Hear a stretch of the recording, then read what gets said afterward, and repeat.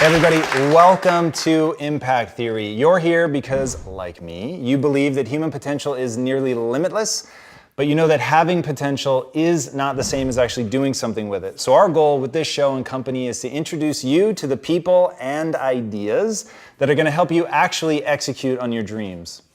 All right, today's guest is one of the most popular on-air commentators and opinion writers for CNN, and her unique brand of raw and relatable advice has made her one of the most sought-after speakers and media personalities. And watching her, you get the feeling that this mother of three is just getting started. Her well-researched and really powerful insights into what it means to be a human come wrapped in both science and lovely, lovely Midwestern charm, allowing her to cut through the formality of typical business jargon and grab her audiences by the emotions. She's made a name for herself by being blunt, unapologetic, and yet totally vulnerable. She says what everybody is already thinking, but is just a little too scared to say, and it makes people absolutely love her. It is not hard to understand why her TED Talk titled How to Stop Screwing Yourself Over is one of the most watched TED Talks of all time, and it's also easy to see why she's an award-winning talk radio host who is trusted by some of the biggest brands on the planet to help motivate and advise their teams. She's appeared on everything from Good Morning America and The Today Show to Dr. Phil and Oprah. And somehow she's also made time to found an inspirational news site called Inspire52.com and found and sell a retail and internet tech company. So please, help me in welcoming the former criminal defense attorney who has been called an explosion of inspiration, the best-selling author with a brand new book titled The 5-Second Rule, the master of motivation herself, Mel Robbins.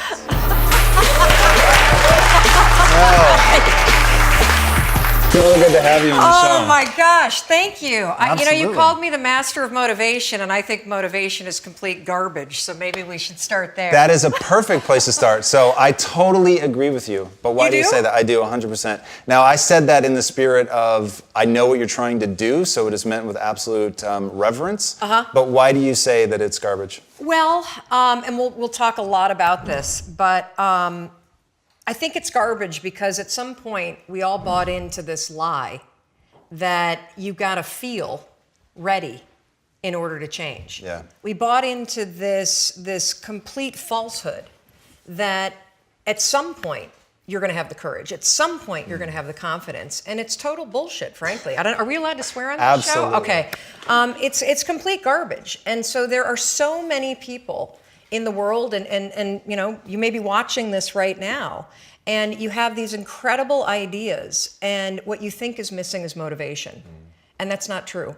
Because the way that our minds are wired, and the fact about human beings is that we are not designed to do things that are uncomfortable or scary or difficult. Our brains are designed to protect us from those things because our brains are trying to keep us alive. And in order to change, in order to build a business, in order to be the best parent, the best spouse, to do all those things that you know you want to do with your life, with your work, with your dreams, you're going to have to do things that are difficult, uncertain, or scary, which sets up this problem for all of us.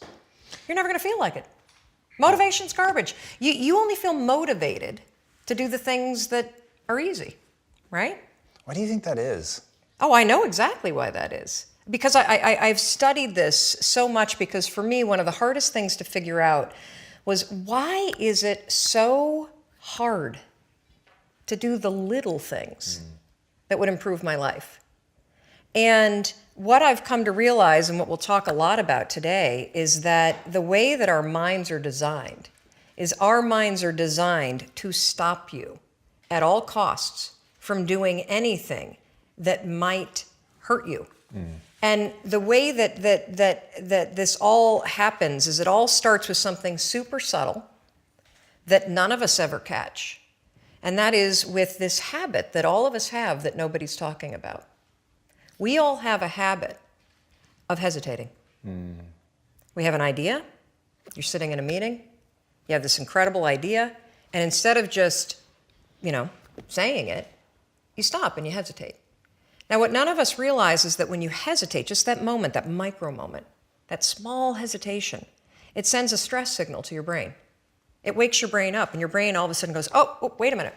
Why is he hesitating? He didn't hesitate when he put on his killer spiky sneakers. He didn't hesitate with the really cool track pants. He didn't hesitate with the NASA t-shirt. Now he's hesitating to talk. Something must be up. So then your brain goes to work to protect you. It has a million different ways to protect you. One of them is called the spotlight effect. It's a known phenomenon where your brain magnifies risk. Why? To pull you away from something that it perceives to be a problem.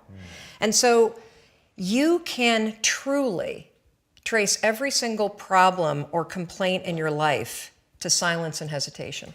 Those are decisions. And what I do and what's changed my life is waking up and realizing that motivation's garbage. I'm never going to feel like doing the things that are tough or difficult or uncertain or scary or new. So I need to stop waiting until I feel like it.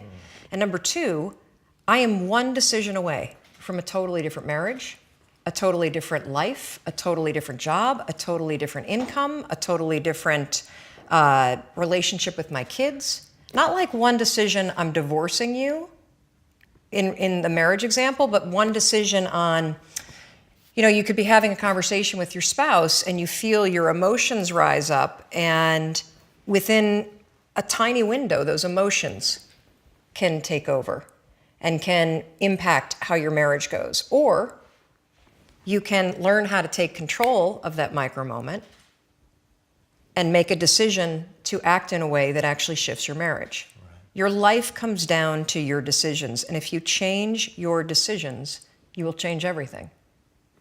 Yeah, I mean, that core concept comes through so powerfully in your book, which is phenomenal. And I would love it if you would take a second to tell people the story of how, and by the way, I wore the NASA shirt because of the is imagery. That why you wore it? Yeah, of course. Oh my God, I'm like falling my glasses off. That is, I did not even get that. Yes. I was going to ask you why you wore that shirt. Yes. Oh my gosh, wow. So break you actually do your homework. Oh, of course, Mel, absolutely. Okay, so let me just take you back. So what you're talking about is the 5-second rule, which has become literally my life's work. And it was all a gigantic mistake. I read up on you too and understand how Quest was born out of misery. The 5-second rule and my life now and my 20-year marriage and everything that I'm doing and the companies that I've built and sold and the company I'm building now, it all comes back to a point in my life that completely and utterly blew. I was 41 years old. I was unemployed.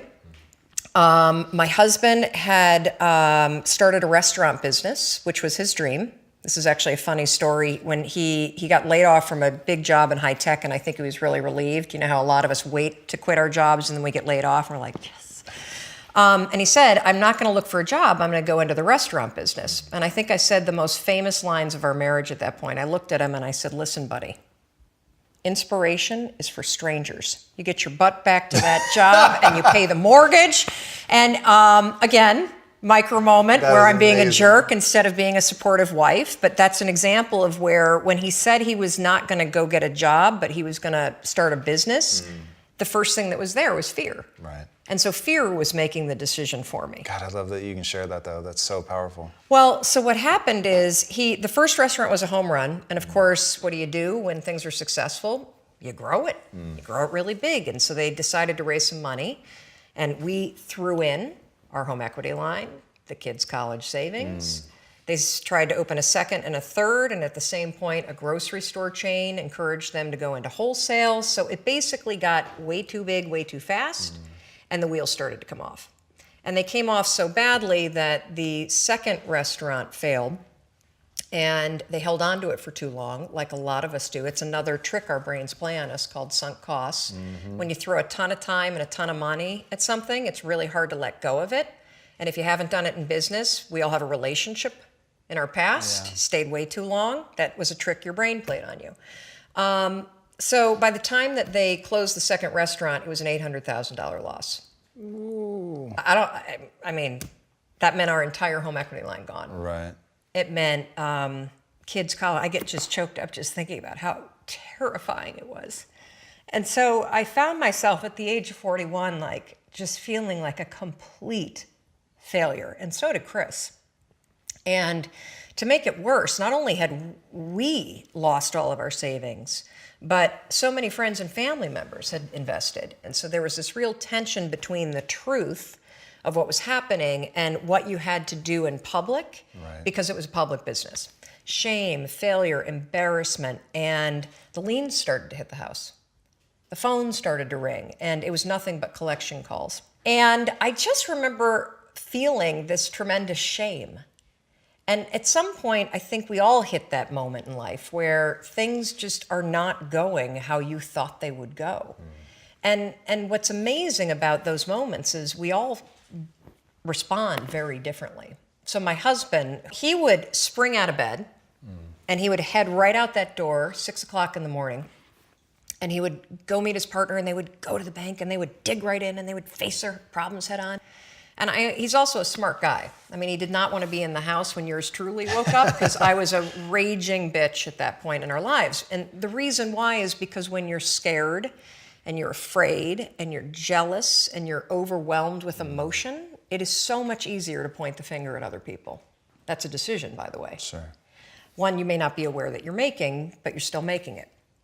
So what would happen to me is the exact opposite. Is Chris would be gone, the alarm would go off at 6 o'clock in the morning, and I would lie there. And I would think about the lien on the house, and I would think about the bankruptcy that we were facing, and I would think about how much we had fought the night before, and I would think about the fact that I was unemployed, and I would hit the snooze button. I mean, why would you get up when your life is like that? Why would you? I mean, I needed confidence. I needed courage. I was so tapped out. And you know, in the scheme of life, hitting the snooze button is not that big of a deal. But here's the thing about life. None of us wake up and say, today is the day I destroy my life. What we do is we kind of check out because it feels overwhelming. Or we check out because we're afraid. Or we check out because we start listening to self-doubt, and then we make these teeny tiny decisions all day long, and we don't even realize it. Decision to not get up on time, a decision to not eat the right thing, a decision to snap at your kids, a decision to not speak in a meeting, a decision to not look for a job, a decision to not deal with your finances, a decision to not call your parents, like whatever it is. All day long, these tiny decisions that take you so far off track. And then you wake up like I did, and you look at your life and you think, how the hell did I get here? And more importantly, how do I get back over there? And you have no idea.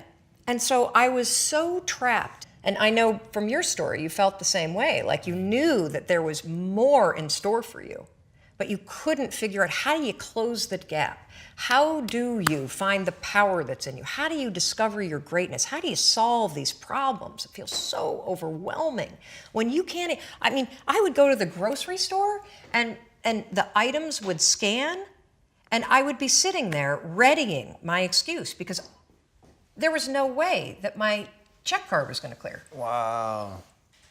So I got in this struggle with myself that a lot of us find ourselves in, and that is you get trapped in what I call the knowledge action gap. You know what to do, but you can't seem to make yourself do it, right? I mean, every one of us is one Google search away from a list of instructions that if you follow any of them, it will change your life. But how do you get out of your head and stop thinking about what you need to do and actually do it? And in my case, this stuff was pretty easy.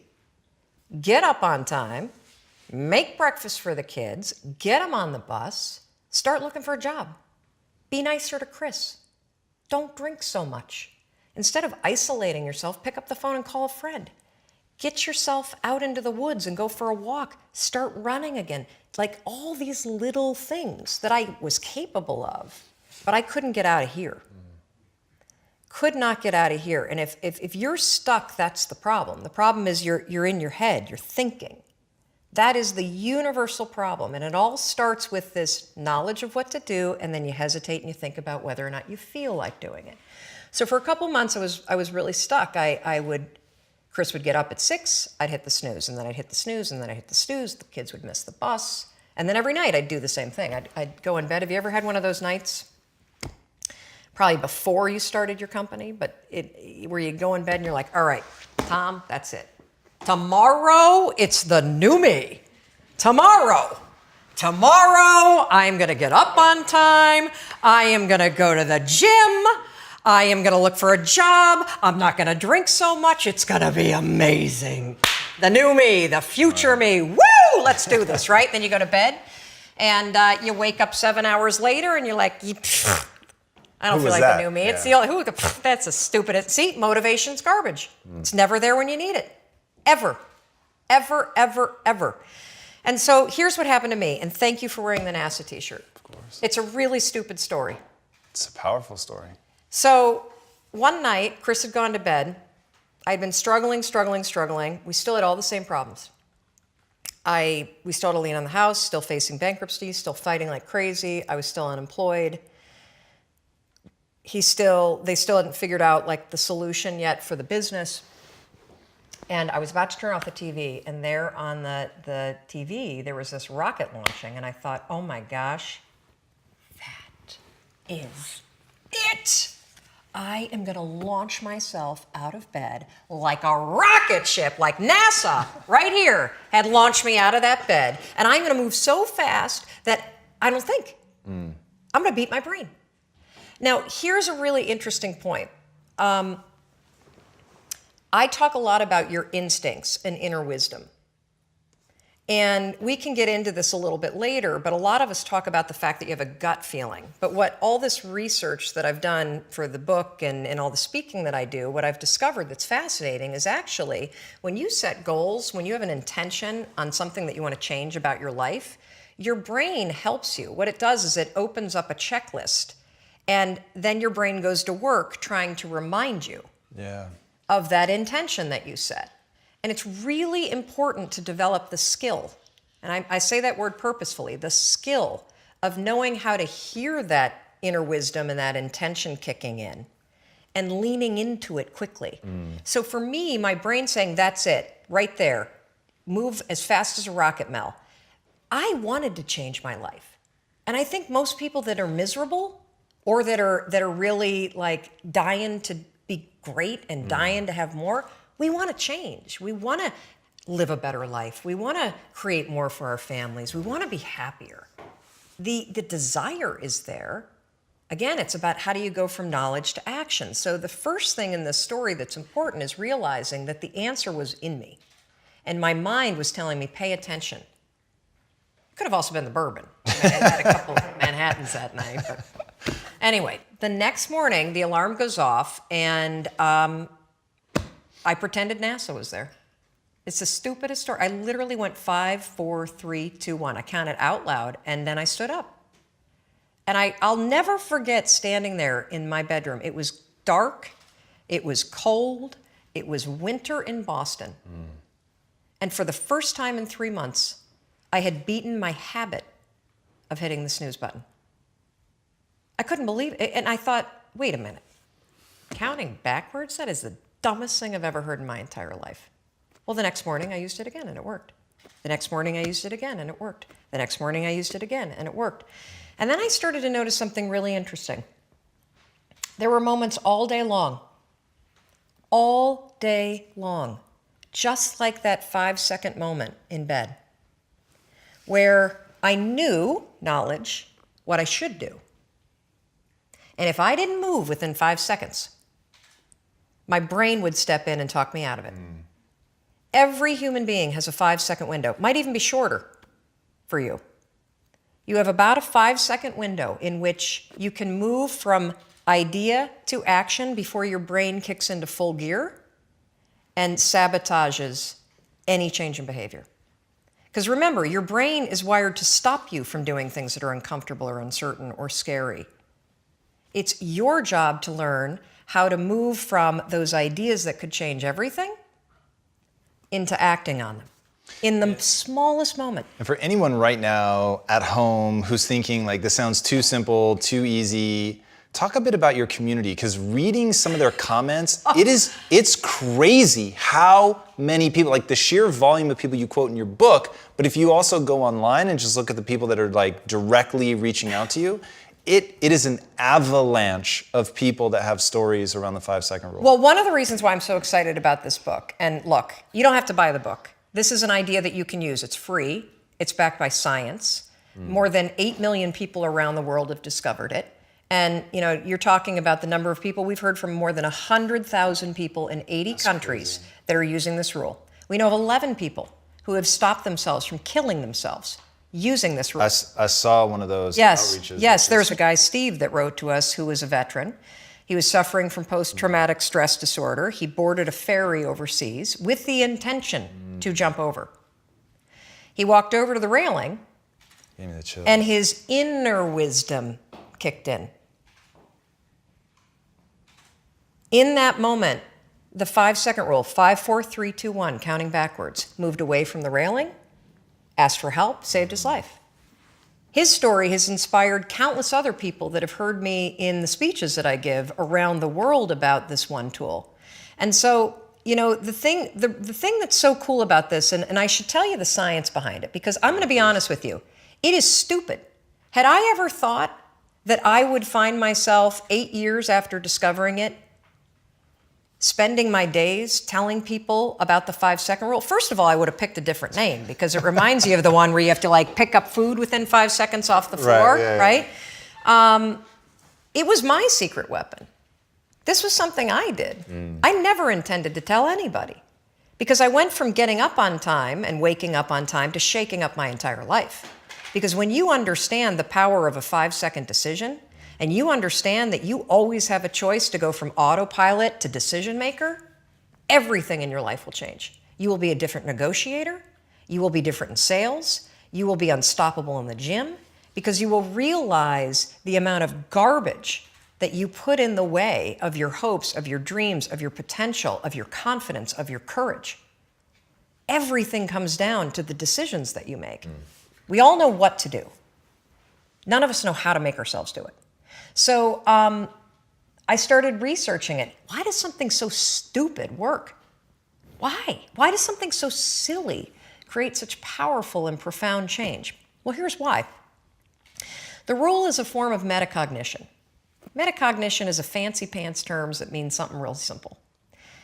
You can outsmart your own brain in furtherance of goals.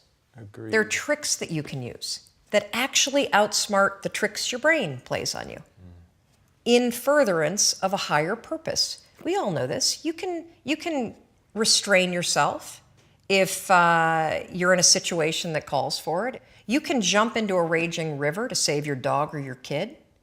You can direct yourself in ways if it's important to you. And so the rule, what it does is it does something really remarkable.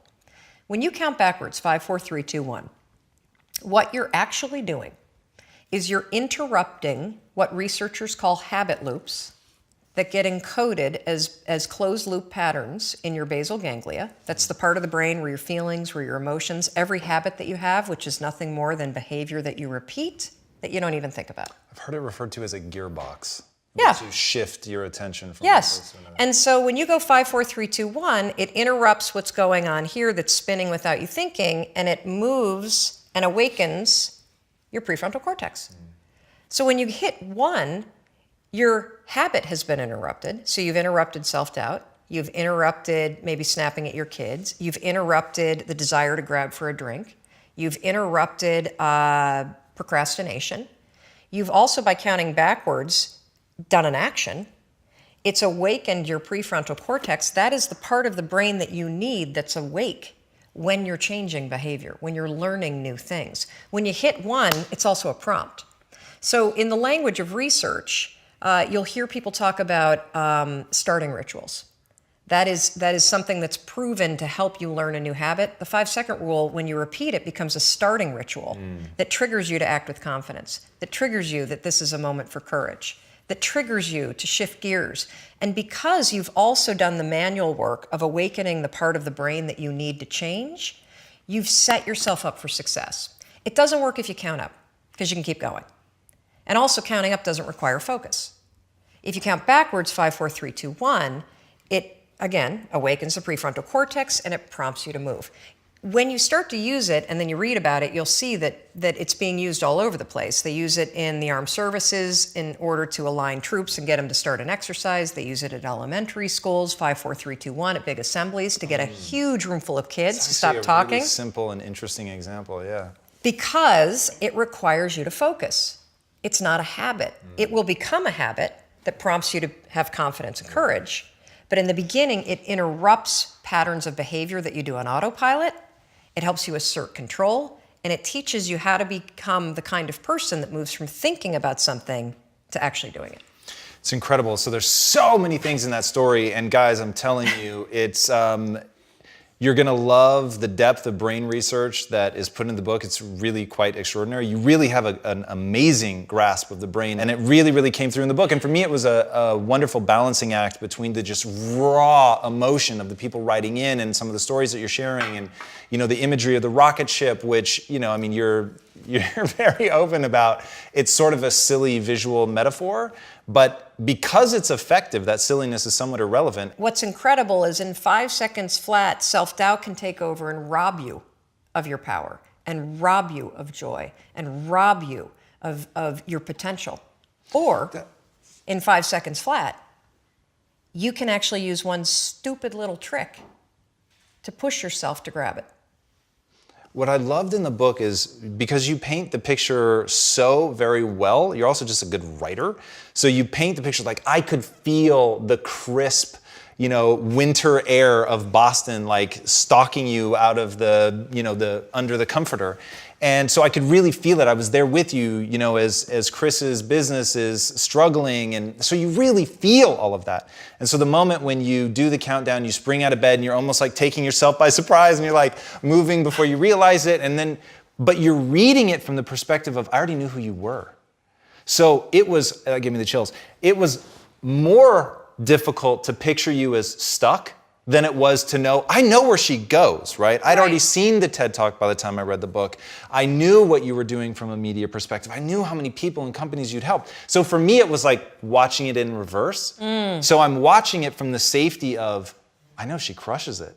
So if this is the thing, and I love that this isn't your first book, like this was the secret that you planned to keep hidden in the drawer forever. Oh yeah, I was not going to tell anybody because it was stupid, and it also works, and so it's my thing, and it's not your thing. But see, the real thing that happened for me, and this is something that is a really important topic for me, is that there's when you talk about personality, so extroverts, introverts. A lot of us really, I know I did this. I was all wrong about what confidence meant. I thought confidence was a personality trait. I love this. Tell me more. I thought that people that are outgoing are the confident ones, right? And the truth is, confidence is not a personality trait at all. It's a skill. And a lot of the extroverted people that you know are actually very insecure. I used to be one of them. I used to be the kind of bossy, crass loudmouth that didn't believe in myself, that didn't believe in my ideas, that didn't have the confidence and the courage to really be the real me, who I am, who I'm not, flaws and all. There are a tremendous number of introverted people that feel uncomfortable putting the attention on themselves, but they're very, very confident in their ideas. They definitely believe in themselves. And so when you start to separate confidence not as a matter of personality, but as a skill that you can acquire, because confidence is the ability to move, in my opinion, from thought to action. Because when you're a confident person, you believe enough in yourself and your capabilities that you're willing to try, that you're willing to share. To me, confidence isn't the assuredness that it turns out, it's the willingness to try. And that was a huge insight for me. And what a lot of people don't know about me, although I share this on stage and I'm extremely open about this because this is a topic that's really important to me, is that the single most profound use of the 5-second rule is mind control. And I say that as a lawyer. I will tell you, you can use this stupid trick to cure yourself of anxiety. Yeah, I wanted to talk about that. So you struggled very profoundly with anxiety. So walk us through some nuts and bolts of how you use the 5-second rule, because I think my hypothesis and the reason we founded Impact Theory is that the world is living through two pandemics. The pandemic of the body, which everybody understands because it's so visual. Yep. Being overweight, dying of diet-related diseases such as diabetes and things like that. But because the second pandemic, the pandemic of the mind, is invisible, people don't realize how pervasive a suicide is. And I think it's the leading cause of death among young men. I mean, it's crazy. And then that there are ways that they can go about attacking that and fixing the problem. So walk us through that. Sure, I would love to. So first of all, I literally have struggled with anxiety my entire life. And anxiety for this conversation, the way I define it is the habit of worrying spiraled out of control. You know, you may say that you are a worrier. That's not true. You have a habit of worrying. A habit is a pattern of behavior or thinking that you repeat without realizing it. So anxiety happens when that pattern of worrying about things spirals out of control, and now it starts to marry and manifest itself with physical sensations too. That's all that it is. I know that I say that's all that it is. Me personally, I struggled with anxiety, I think my entire life. It became quite acute when I was in my late teens and early 20s. I became medicated in the middle of law school. I took Zoloft for 2 decades. When our first daughter was born, who is now 17, the postpartum depression and the cascading panic was so terrible that not only was I medicated and couldn't breastfeed, but I couldn't be left alone with her. Wow. So when I say you can cure yourself of anxiety, I don't say that lightly.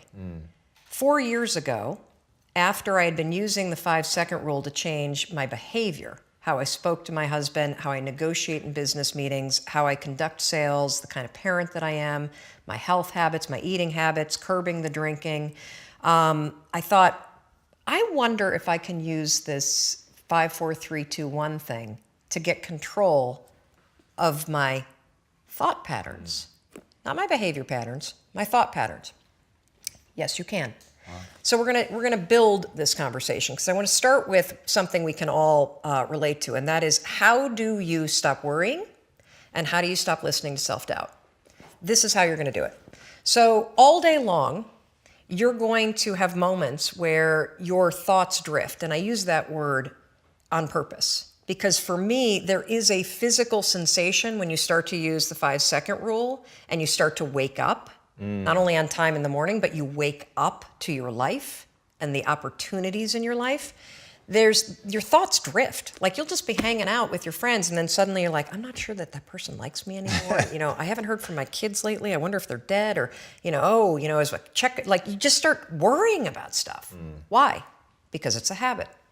Because when you're not paying attention, your brain shifts from you being a decision maker and paying attention to you just kind of spinning things on autopilot, and one of your habits is worrying.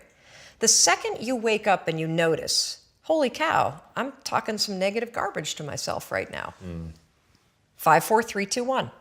You've just shifted the part of the brain that you're using. You've shifted from the basal ganglia, which is where your habit loops are spinning, and you've awakened your prefrontal cortex. You've also interrupted that pattern. Now what you're going to do, because your mind is actually ready to receive a different thought because of the counting, now you can put in an anchor thought. Like if you have a mantra, if you've got a vision about the way that your business is going to turn out in 5 years, if you just have a thought that makes you really happy and proud, insert that. Now, why does this work? It works because of the counting. And I'm not kidding. We know, based on research, that positive thinking alone, not effective. In some instances, trying to force yourself to think positive can actually make the worries worse. Why? Well, the reason why is because it's really hard to just change the channel. What we have to do first is basically interrupt it and turn off the TV, and then turn it back on with the prefrontal cortex awakened. So the counting is essential. And so you can start using this today. You catch yourself talking garbage to yourself, because we all know if I were to put a speaker on your head and broadcast, you would be sitting here in the audience, you'd be in an insane asylum, because the crap that you say to yourself is insane. And the problem is we listen to it. You'll be in a sales meeting and you'll be undermining yourself. They're not going to buy. Oh my gosh, I'm in trouble. You're not even present. 5, 4, 3, 2, 1. Switch it back. Get back to that vision that you have about toasting your success or this customer being really happy or you being proud of yourself. Whatever that vision may be, you can control your thoughts. And this is not just us talking about it. This is a tool that you can use. So let's take it a step further. So worrying, if you let it go unchecked, what will happen is you will get used to worrying. You will get used to living in a state where you're slightly agitated all the time. Let me talk a little bit about agitation. So what we know based on research is that physically, in your body, so physiologically, being excited is the exact same thing as being afraid. Let me say that again because it is so important. In your body, being excited is the exact same thing as being afraid. Your body doesn't know the damn difference. Your heart races, your armpits sweat, you're like, you may get tight in your throat. Your cheeks may get pink like mine do when I get excited. The only difference between excitement and fear is what your brain says. And the problem is if you have a habit of worrying, guess what you're going to tell yourself is going on? That you're like freaking out. That you're not excited, that something must be wrong. Oh gosh, why would you say something's wrong? Because you got a habit of saying that all the time. Even as I became a speaker for a living, or I'd be on CNN, when I first started doing it, I would be freaking out backstage. But even though, just last week, standing backstage, about to go on, 8,000 people, heart races, armpit sweat, my hands get clammy. I'm not nervous though, not at all. I'm excited. And so I developed this technique, and research out of Harvard, not based on my technique, but something very similar, proves that if you basically, right before you're about to do something, take a test, run a race, public speaking, a business negotiation, ask somebody to marry you, whatever it may be that gets your heart racing, just do this. Go, I'm excited. I'm excited to give that speech. I'm excited to ask him or her. I'm excited to do this race. I'm excited.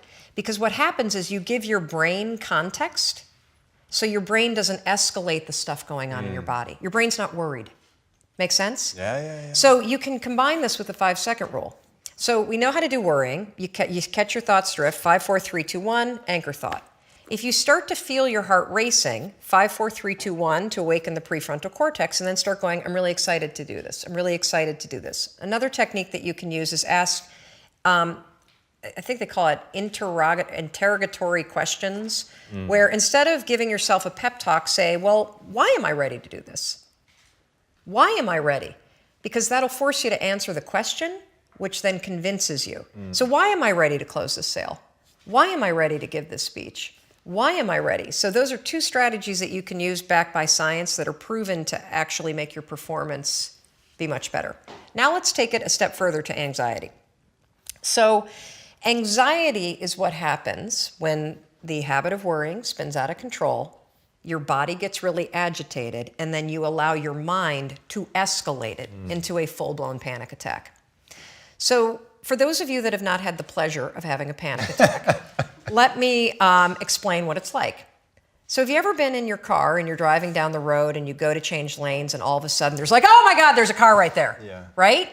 And you swerve a little bit and then your heart's like, and you may sweat a little bit and you grip the wheel really tight and you're super locked in on the road ahead of you. But then that car pulls away and the near miss scenario passes and your mind starts going, okay, you're all right now. Right. You're all right now. That's it. That's all. That's what a panic attack is, only it happens while you're standing in front of your coffee pot. Seriously. You have that same, oh my God, what behind that? And your heart's racing, and the problem for your brain is that your brain can't look around and say, holy cow, we almost got hit by a car. Right. Your brain's saying, what the hell is wrong with her? She's making coffee and she's freaking out. And so now your brain has a problem, because what's your brain's job? It's designed to protect you. So your brain will now do whatever it can to magnify the problem. Remember we talked about the spotlight effect? It'll start telling you all kinds of crazy stuff because it can't figure out contextually what the hell's going on. She's just making coffee. Now her heart is racing and she's breathing really. Holy cow, maybe she is having a heart attack.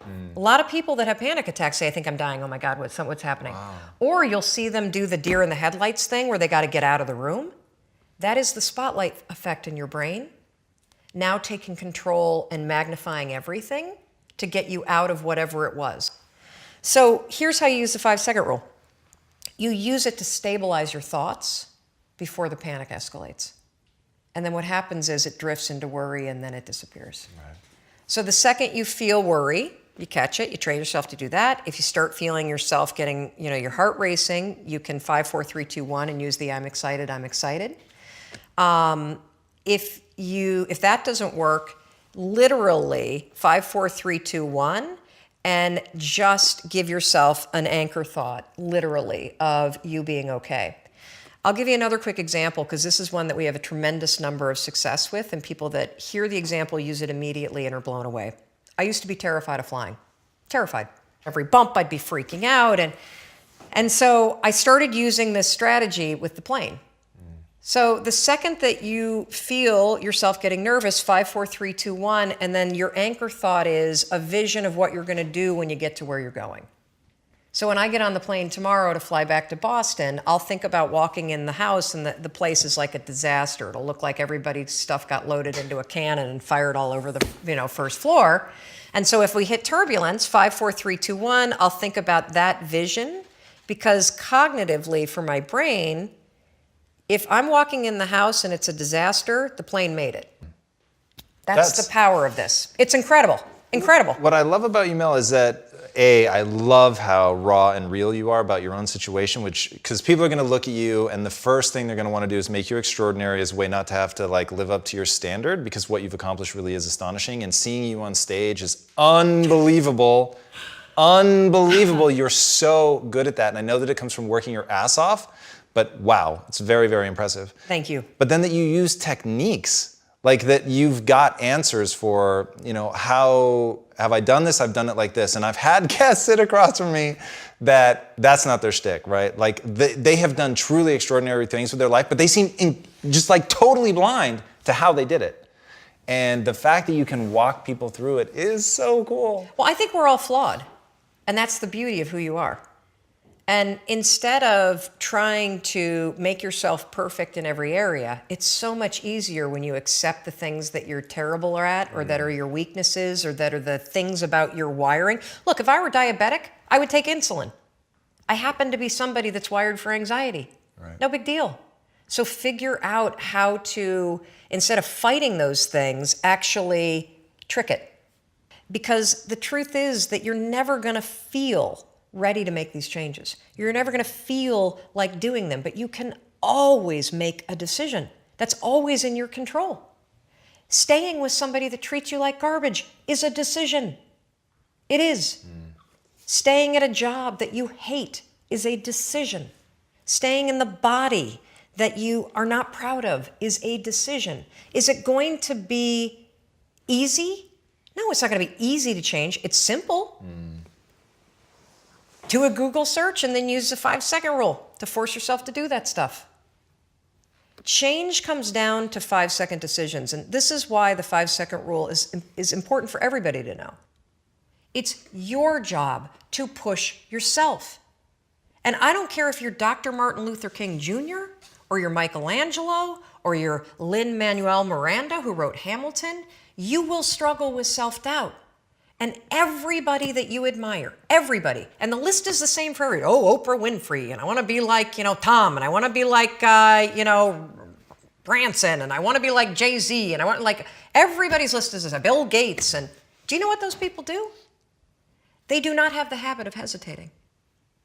They trust themselves. All right, really fast before we go, tell us about the $1 Million Mornings and setting yourself up. Oh, yes, I have a gift. So here's the thing. I did one thing other than the 5-second rule that has changed my life, my marriage, everything. I do not have the phone in my bedroom. The phone is designed by people, your phone, you should not have your phone in your bedroom. And here's why, because what's on your phone is not your dreams. What's on your phone is stuff that's been designed by people that study game theory. You know why you check your email all the time? All the time. You know why you're constantly looking at your phone? It's called random rewards.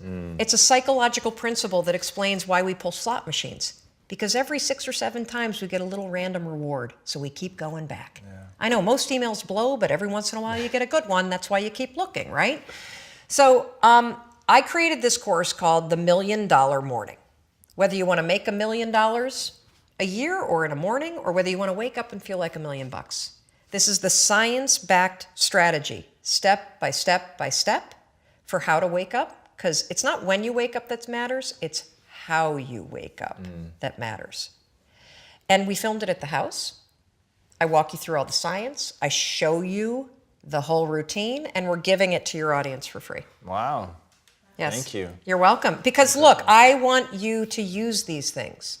It's one thing to talk, and think. It's another thing to actually take action. And the more that you can provide, that I can provide, that shows people what to do, and the more tools that we can give people to get out of their heads and into action, the more the world is going to improve, the more your life will improve. So. All right. I get the feeling that this whole time has sort of been answering this question, but I'm going to ask it anyway. What's the impact that you want to have on the world? The impact that I want to have is I want to teach people how to discover the power that's inside of them, to live fully in the open and share themselves, who they are, who they're not. Like, there's so much fear that we live with. I want to teach people how to live with more courage, because courage is nothing more than the ability to do things that are uncertain. In today's world, where you have the internet, you can literally learn, launch, do anything. Anything. The only thing that's truly stopping you are the limiting patterns that you think, the self-doubt, the fear, the habits that you have. And you can break them. You can break them 5 seconds at a time. And so the impact that I want to have is I want to teach people a simple way to discover the power that's locked inside them. And then to unleash it and go out and live the life they've always dreamt of. Awesome. Mel, thank you so much. I want a hug. Get over here. Gladly. Guys, you are going to want to dive into the very warm waters that are this woman's world. It is absolutely astonishing. I'm talking raw vulnerability, but what I love is no matter how silly some of the things she may say they are, they're incredibly powerful. You will see her community. They will reach out. You will see them talking about how they've changed in real time, whether it's stepping back from a ledge and not making a catastrophically bad decision, or whether it's just truly jumping out of bed and attacking their life, unleashing the power that they have within themselves to live the life they were meant to live, to finally own what they actually want, which is something that she really, really encourages everybody to do, especially her community. It is unbelievable. And you guys will benefit so tremendously from somebody who is able to convey the difference between motivation, which is bullshit, and action, which is real. Yeah. And that is where she has made a name for herself. She is all about action. You guys heard it today. She breaks things down into the not always easy, but the always simple steps. And if you follow those steps, you will be able to transform your life really in 5 seconds or less. It's absolutely breathtaking. She backs everything up with science. So Mel, where can they find you online? Anywhere. Just Google Mel Robbins. Seriously. I'm on Insta, I'm on Facebook, I'm on Twitter, we're on Snap, we're on LinkedIn. Website is melrobbins.com, or email me. No joke. hello@melrobbins.com. Give us a couple days to respond, but we respond. So there you go. And don't troll me. Look, I'm on CNN. People talk about the turkey neck. They write nothing but trashy stuff all the time. So don't go there. But if you write, you need help, you need more advice. And we have so much free content. So many videos, so many articles. So just go to melrobbins.com and you'll find all kinds of cool stuff. So go check it out, guys, and have the life that you've always wanted. And one more time, please help me in thanking this incredible woman with the amazing shoes. Mel, what a pleasure. I'm Thank coming you. in for one more. Thank you. Awesome. All right, guys, it's a weekly show. Be sure to subscribe. And until next time, my friends, be legendary. Take care. Hey everybody, thanks so much for joining us for another episode of Impact Theory. If this content is adding value to your life, our one ask is that you go to iTunes and Stitcher and rate and review. Not only does that help us build this community, which at the end of the day is all we care about, but it also helps us get even more amazing guests on here to share their knowledge with all of us. Thank you guys so much for being a part of this community. And until next time, be legendary, my friends.